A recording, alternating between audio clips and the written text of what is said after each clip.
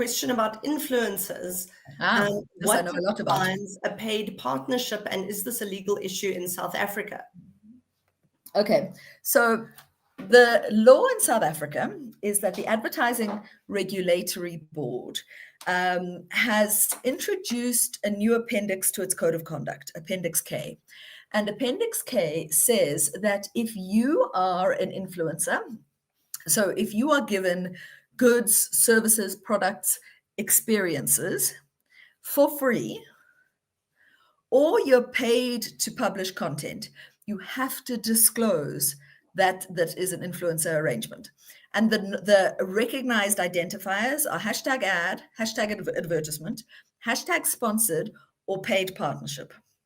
I was listening to a whole podcast last week. This is what kind of nerd I am, on whether hashtag gift is a thing. It's not a thing, right? So it's got to be hashtag ad, hashtag sponsored, or paid partnership, right? And even if somebody gives you something for free, you need to disclose it. So there was a case with a woman called Candy Kane. She's an influencer in Cape Town, and she was given a car, a Volvo car to drive. And she made these YouTube videos about how awesome the car was.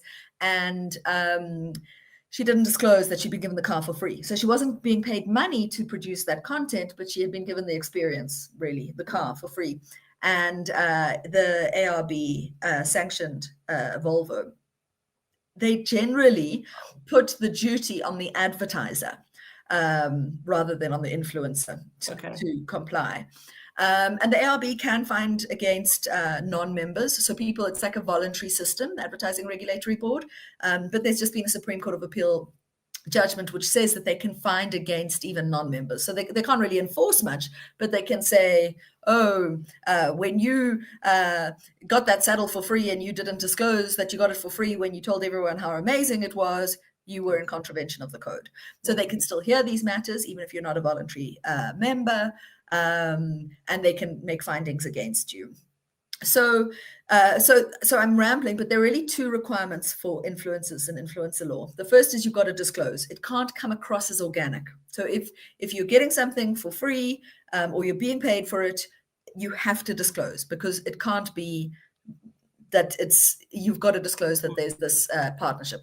But the second thing, and this is very important, is that you have to have a contract. That's interesting. With the influencer. Yeah. So absolutely not negotiable, even if it's like free stuff, even if it's, as I say, an experience. I've got this bush lodge and you've got a big following and I'd like you to come for the weekend and just post about, and you can come for free as long as you post. You have to have a contract and you have to disclose. And in the contract, you've got to have the compensation paid. So we're obviously dealing more with the paid influencer market. But if you look at the code, it doesn't really distinguish. It basically says you've got to disclose and there's got to be a contract.